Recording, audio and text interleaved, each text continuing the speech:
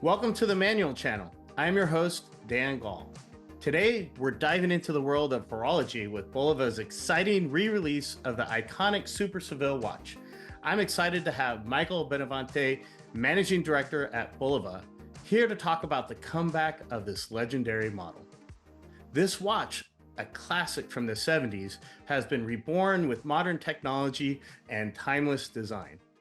Before we dive in, don't forget to smash that like button, subscribe, and hit the notification bell so you can catch all the latest videos from the manual. Michael, I appreciate you joining us today. Dan, thank you for having me. I'm excited about talking all things Bulova with you. Yeah, me too. I'm really curious.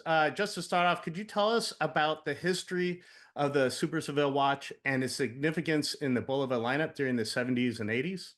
Yeah, I mean, Bulova had an amazing way of tackling classic watches, integrated bracelets, which were, always very popular, even as far back as the 60s.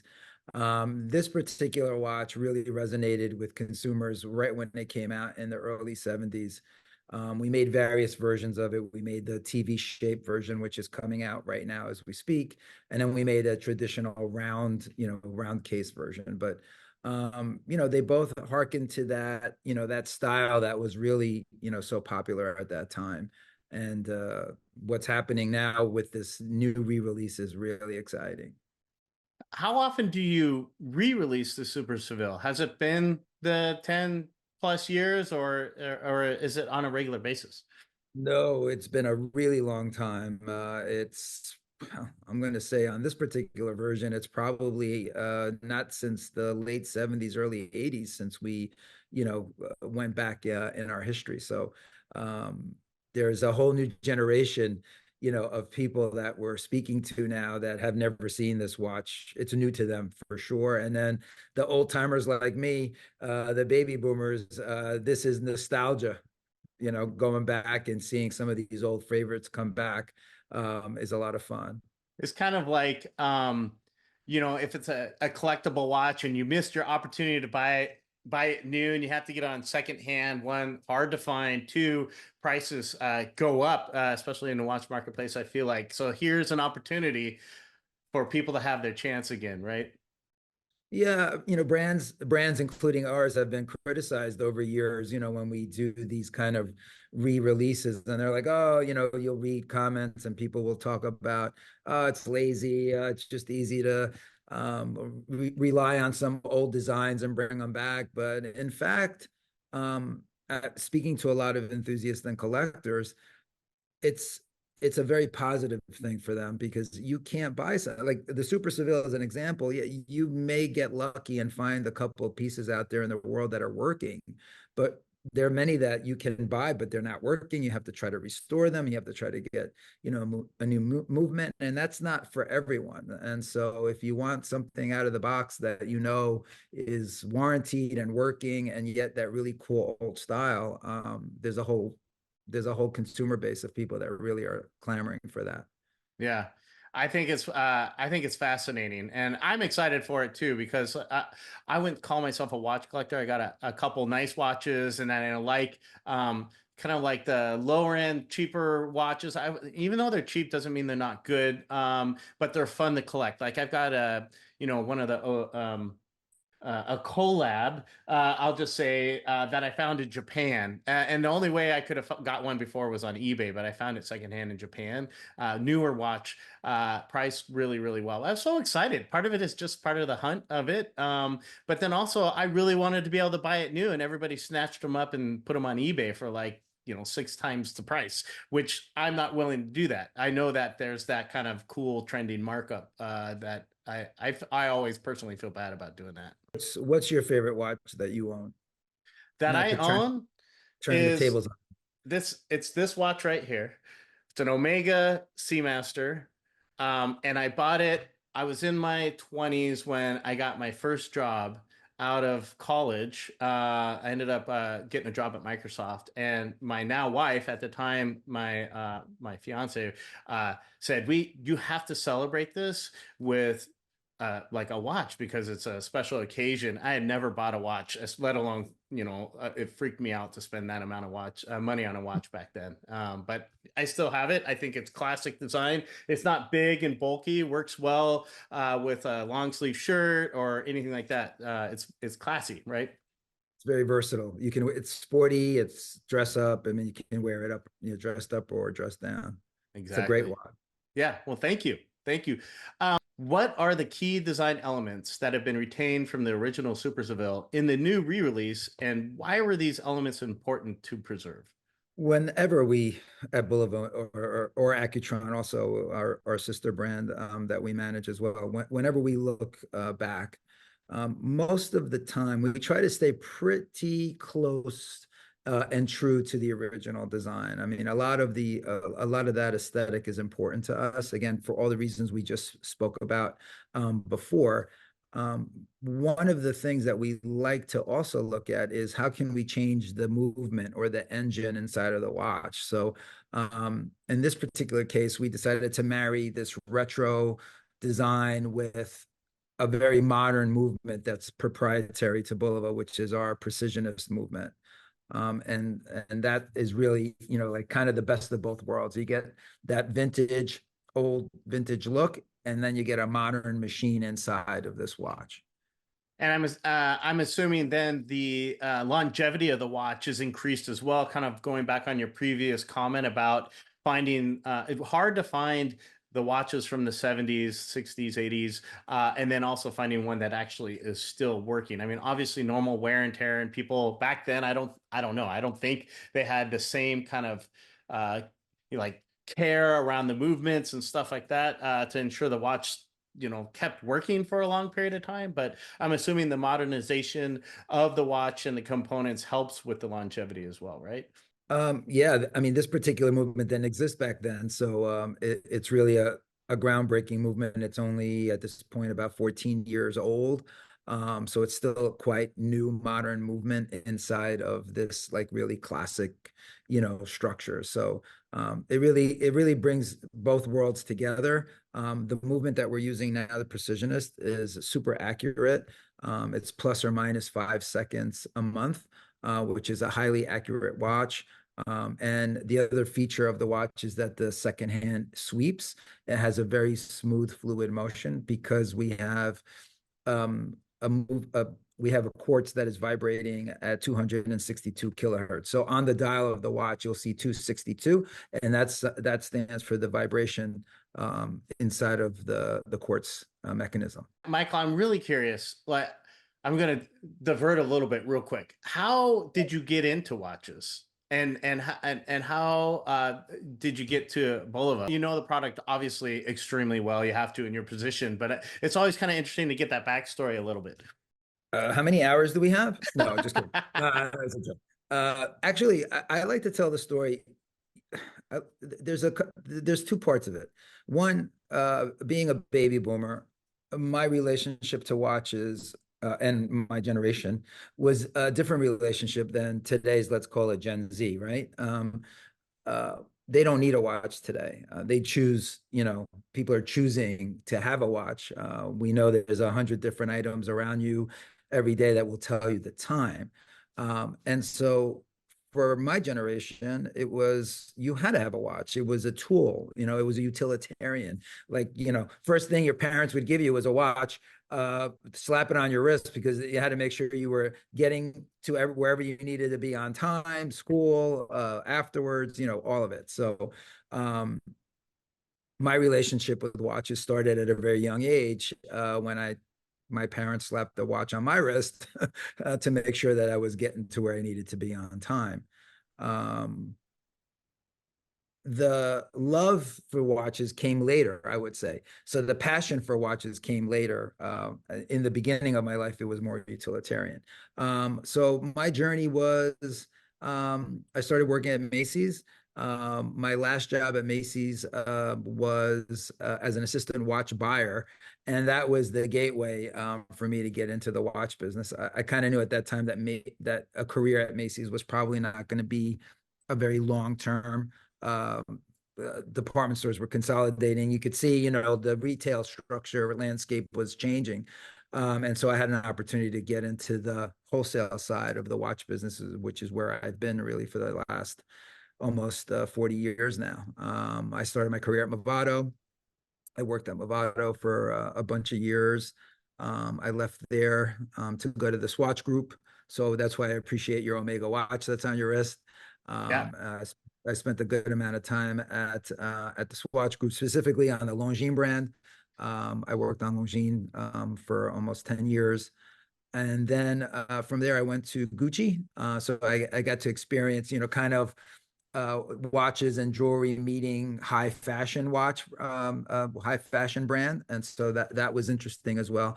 Funny enough, for me, all three of those experiences were quite unique and different. And I feel honored and privileged that I was able to have those three different experiences. And then at the end of 2015, an old colleague of mine that I worked with at Movado, who is now the president of Citizen Watch America here, Jeffrey Cohen. Jeffrey asked me to come over and take on the Bulova project, which was like, for me, really an amazing project, juicy, to get into, especially being a product of the New York metro area. I grew up in New Jersey, and so Bulova being, the quintessential, New York brand, that was like, okay, I'm gonna enjoy this ride. Oh So yeah.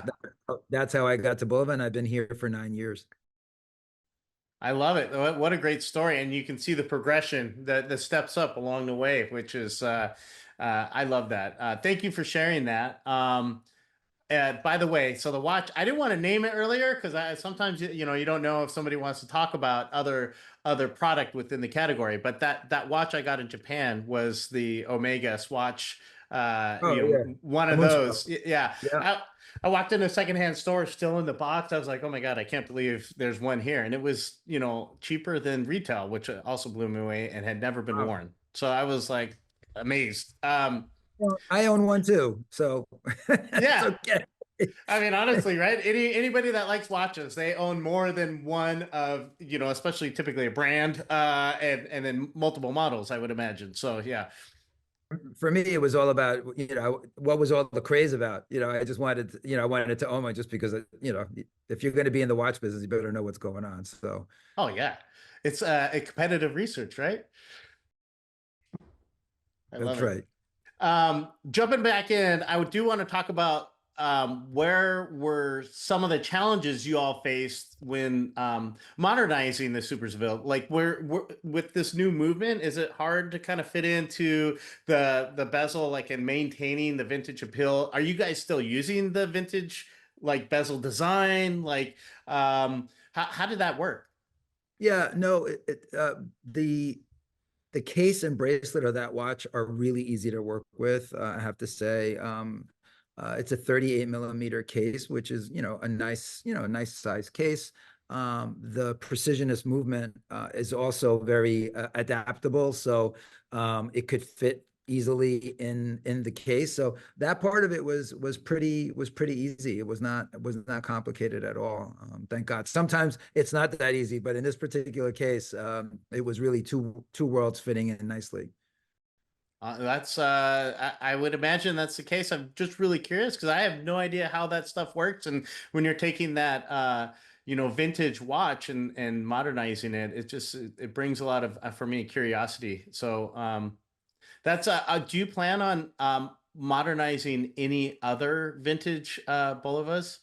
So we have a whole series collection called Archive Series, and the Archive Series was started back in 2016. Hmm. It was born out of an amazing discovery that we made around what we now call the Lunar Pilot Watch. Lunar Pilot Watch was originally worn in 1971 to by accident ends up on the moon.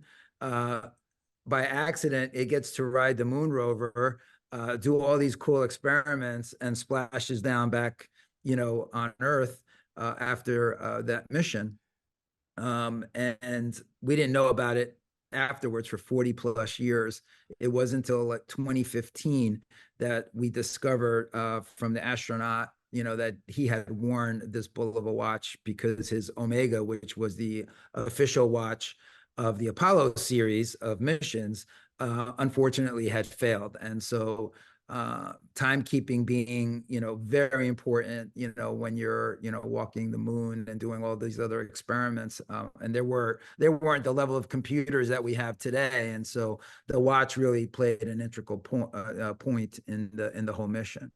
And so from there, we said we have to recreate that watch because it's too important, for in our history and really the history of the world. And not to be dramatic, but it was an important piece of historical relevance. And so we made the watch and debuted it summer of 2016 as the Bulova Lunar Pilot Watch, and that really started, our series of going back in history of the Bulova brand and seeing what were the most important, significant, important watches and recreating them sometimes exactly the way they were, sometimes doing like we are doing with Seville, putting a modern movement in an archive type case. And so we have watches already in the collection in what we call archive series. And we definitely have, future projects in the works for that. What a fantastic story. How did you guys find out about this, by the way? If it was like kind of like forgotten about for 40 years, like that's really significant to like, oh my gosh, all of a sudden, where did this come from, right? Came from Commander Scott. So he was the astronaut that was on that mission. And he was the one that made the company aware of the fact that this had happened. And so that started the dialogue between the company. I just missed, it was like 1 year before I joined the company. There was a different management team in place. He started discussing with them the possibility of them owning the watch. And then somewhere along the lines, I don't know what happened, some of the communication broke down. And then by the time, right when I started in October of 2015, and I remember vividly because I was at my desk one of the mornings, one of the first weeks I was here, and there was like literally like a news flash that said Bulova watch sells for the highest ever, this Bulova watch sells for the highest that ever any Bulova watch has ever sold for at auction for $1.6 million. So Wow. he had decided, I guess communication broke off because I guess he decided that he was going to auction the watch off, and it went to a private collector, which we still don't know who actually owns the watch today, but someone does for Oh, sure. that's unfortunate you guys didn't get your hands on that. That's that, but I mean, that story in itself is something to, I mean, treasure, and you'll be what a story you can tell your friends and family like forever. I would never forget that if that was happening where I worked at. That's amazing, absolutely amazing. I do also want to cover or ask you about because even just finding out about this, what was the name of this watch again? The lunar. A lunar pilot. Yeah. So because of this lunar pilot and the other watches in this collection, like what has been the reception from both the vintage watch enthusiasts and new consumers regarding these re-releases? And specifically, what are you hoping for with the Super Seville? In terms of the re-releases or archive series, I mean they've been met with a lot of enthusiasm. Our best-selling watch internationally, worldwide, is the Lunar Pilot. Um, it's now a collection where we have done limited editions. We still have 3 watches that we sell every day that are just part of the Lunar Pilot collection, but we'll pulse in and out some limited editions within that family. Like we just did beginning of this year, we did the Meteorite Dial watch, titanium T5 case with a beautiful meteorite dial, which every watch is unique because the meteorite dials are each handmade and cut by hand. So no one will ever have the same watch. So that was a rounding success. just about sold out. I think we only have a couple of hundred pieces left worldwide of that watch. And then in terms of the reaction by the community, I can say, because through the magic of social media and Instagram and being able to communicate really very closely these days, with enthusiasts. I have an Instagram handle at Bulova 150 where I have, folks reach out to me all the time and really constructive comments. We do listen to a lot of the comments that are given, and we react to it. And so we want to put out a product that everyone's going to be excited about. And we're here at the Empire State Building, and we're in our own bubble sometimes. So it's good to have the external input. Sometimes we can't do certain things just because certain movements are no longer available like they were 50, 60 years ago. That ability to make certain types of movements are not so readily available sometimes. So we have to substitute something, and that frustrates people sometimes because they want the same exact one. But I would say more than 80% of the time we can get to where we want to, even considering the movements that are available.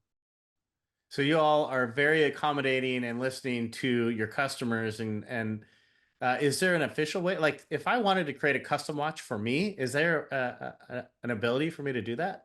We don't do customization that small yet. I mean, we do have a corporate division that does customization for companies. Like you can contact our corporate division, and they'll do custom watches for you in terms of like corporate things, dial imprinting, special straps, bracelets, things like that. But the quantities tend to be a little bit larger. One-offs, currently not there yet, but I have to say, probably in the last 6 months, we've done a much better job of uh, letting folks be able to pick out their own straps. We now have an array of different color straps, so you can customize it. We know that the collector community, the watch enthusiast community, wants to have the ability to change out their straps, but they do want the brand straps in many cases so that they say, Bulova on the back. And so we've done a much better job of that, I would say, in the last 6 months, and adding more as we go along. Are there going to be limited edition versions of the Super Seville as well? There is a project that we're working on that could be ready by the end of this year. So if we stay tuned for that, there's some fun things that will be different also from what we're launching now, which are the three watches that we have. They'll be Super Sevilles, but they'll be different. So stay tuned for that surprise. We heard it here first. Thank you for That's that. I right. appreciate Yeah, that. of course. How are these re-releases? How do they fit into the broader strategic vision for Bulova? Like, is there going to be a particular cadence like every year, or is it really going to be determined, based on certain criteria? Yeah, I mean, we're always looking at the collection. We're looking at what's productive, maybe what's slowing down. Right now, we're in a position where a lot of what we have out there in the world is working. So the editing is becoming a little bit more complex. But we always have to edit in order to be able to bring in, new things. This year or this season we're introducing like 23 watches, which sounds like a lot, but I mean, in years gone by, I mean, there were times that we were introducing 75 watches. So that shows you, that actually what we have currently is really working because we're not being able to move in, that much more new. But new is important because that also fuels, excitement and conversation. I mean, you wouldn't be talking to me today if it wasn't about the Super Seville as an important introduction. So we're looking at, places that add excitement in the line, and always looking at the history. I mean, the most important thing that Bulova brand has is 149 years of history. And so our archive is rich and deep. Yeah, and I mean, obviously, with the number of vintage watches that you have and that you're re-releasing, that's you know exquisite. I think. From a personal note, what does the Super Seville mean to you? The Lunar watch also has an amazing story behind it. Does the Super Seville have a personal story for you? I don't think there's any watch that has a story like the Lunar Pilot. I mean, that is just, you know, Yeah. that's a pretty sick, crazy story. The Super Seville to me is it's classic in such a refined way. I think it really is a great representation of what was happening in the 70s period. I think it's a good representation of what was happening in the Bulova period. So, yeah, it didn't go to the moon, but it was really a beautifully designed classic. Sometimes people assume a classic watch is, oh, a classic watch should be simple to design. Classic watches are the hardest to design in a way because you can mess them up, right? There's something about being simplistic and clean, yet not easy to make it happen. We have a collection that's debuting now also with the Super Seville this fall called the Bulova Hudson collection, and it's a beautiful classic strap line, starting with two watches now this fall, and probably will continue to expand in the spring. It took us 2.5 years to get that case right. And you would, if you saw the watch, you'd say, "What is wrong with these people? Why did it take them 2.5 years?" Because in order to get all of the silhouette and the sculpting and the softness in the case, it takes some time to get there. Yeah, I would imagine even the very minute kind of changes are the probably the hardest ones to make, right? Like it's so easy to make a really crappy design of anything really quickly, but to create something that conveys the elegance and simplicity uh, are the hardest things to do out of anything, whether it's a physical medium or even like from a software perspective. Super, super hard. Yeah, I mean, you mentioned I think you worked at Microsoft Yeah, early on. I mean, you yeah. think about Steve Jobs and Apple and what a fanatic he was about the physical structure of what those Apple products were. He was maniacal, in a way. But even these items that you think take for granted, an iPad, a laptop, um, whatever, it took a long time to get to that point. Yeah, and they had that very specific vision to do that, and there was a lot of people that didn't believe them, and they always there's a certain uh, mindset of more is more, right? Like let's throw everything in the kitchen sink there, and not realizing actually less is more, and especially when you're trying to convey, like when you're talking about, like you mentioned, elegance and simplicity. Can you imagine having like a watch that's, a couple inches high because it's got everything under the sun that everybody could ever want, and you're trying to appease the masses versus, appeasing a select few in a sense, right? Yeah, yeah, it's really a tightrope that you have to walk in order to make sure that you're giving people enough of what they want, but also be staying true to what the design was. Yeah. Yeah. Where can people purchase the Super Seville when it comes out? Is it exclusive anywhere, or is it going to be available through, major retailers, online? Yeah, so we have a pretty broad distribution network. I always invite people to go see their local jeweler. We do try to support, those independent brick and mortar stores. We are sold also at most of the national accounts. So whether it's Macy's or Bloomingdale's or, thereafter, they're available there and always on bulova.com. So if there isn't anyone nearby, where you can get it. They are available on Bulova.com. And we also have a retailer locator on the website as well. If you want to go out and see it right away, you can get close to it quickly. Great. And then I always like to have a little bit of fun. I try to ask people this question. Do you have any urban legends, myths, stories around either Bulova? Obviously, the Lunar Pilot is an amazing story and not one I was expecting out of this conversation. But in general, even the Super Seville, something that people don't know or wouldn't know about Bulova that you could share with us. We have about 9 chapters of a book that was called The History of First, which we published in 2016. It's an Asseline book. And the one thing about Bulova, beyond being a watchmaker, is that it had so many cultural moments in the United States. I would say that's one of the most fascinating parts about, working on Bulova the last 9 years. We were the world's first television commercial ever, not watch commercial, first commercial ever in 1941. We were the first radio commercial ever, 1926. We were at the Beatles opening tour in the United States, their first tour in the US. We were, with them. There's photos of, our timekeeping clocks over the arenas where they were traveling.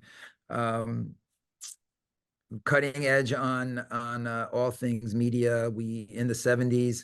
I think there you may be able to see it behind me. Yeah, it's right there. Equal time, equal pay, which was a magazine ad that was running in the early 70s when, it was still, a different time back then, and there was the ERA movement, and just a very, very culturally rich Americana, culturally rich brand. Thank you for that. I love hearing that, and actually, for me, quite a big surprise. I saw the press release about the new work around the commercials and being the first TV commercial. I didn't know about radio. That's another fascinating story. Bolova just is, for me at least, kind of full of surprises there. So, um, thank you. Before we wrap up, is there anything else you want to share with us about the Super Seville or any upcoming projects? You did share some. You got 3 new Super Seville releases coming. Thank you. But anything else you want to share with us? Well, we have our 150th birthday coming up in 2025. But leading up to that, we're going to kick off starting in September. We've been very diligently working on a Bulova documentary, which is in its final edit right now. We'll debut that, premiere that film in New York in September 19th. And that will really be the kickoff to celebrate the next 15 months, the 150th anniversary of the brand. So we all feel pretty fortunate to be able to be here with the brand at this moment to celebrate, that. We have special 150th anniversary product that will be dropping starting in January. So we'll have things like a really beautiful, I'll give you another first sneak peek. People are going to get mad at me here at the office. We have a pocket watch that will be debuting in March of next year, which is will be limited to 350 pieces with a beautiful sterling silver inlay dial, stainless steel case with a beautiful chain. We have a whole tremendous, again, the show's not long enough. We have a tremendous history in Art Deco watches, ladies and men's Art Deco watches, but they were very prolific in ladies Art Deco watches. And so the product team has pulled a miracle, in my opinion, and they've been able to recreate one of the pocket watches, one of the ladies Art Deco watches from the 20s. And so that will debut also around March of next year. So we have a lot of surprises coming. So you're going to have to stay close to us, Dan. Yeah, Um, I'm trying to keep track of all this. So like September documentary, 2025, 150-year anniversary, three right, new Super Seville releases or re-releases by the end of the year, right? right. And then Pocket Watch in March. That sounds stunning. And then Art Deco from the 80s women's watch, also March. Am I missing anything? You're there's more coming, but I can't tell you because I'm getting the stink eye from people here in the office. But uh, we'll get together again. You'll have me back on maybe, and if all goes well, if I get bad reviews, I won't be back. That's right. Well, at least hopefully I can see you at the 150 year anniversary party. Are you guys planning a big bash or where's that? Obviously in New York, right? Yeah, we'll have a premiere here in New York at the at the Paley Center here in Midtown Manhattan. But we're going to put the film on tour, if you will. So there's going to be several cities that will also premiere the film, and eventually, once those premieres are done, we'll have a streaming service where the film will be available on streaming. So we're still negotiating that. We're not ready to announce what platform it'll be streaming on, but that our intention is to really let everyone see this eventually. So it's a very important part of our storytelling of the brand. Well, thank you so much, Michael. You shared a ton of stuff with us, and I really appreciate you giving us the drop on some of this on some of these new releases. That's super exciting. And congratulations on the upcoming 150 year and the new documentary as well. I can't wait to see that. Thank you again so much. I appreciate it. Thank you, Dan. I appreciate your time and letting us spread the gospel here.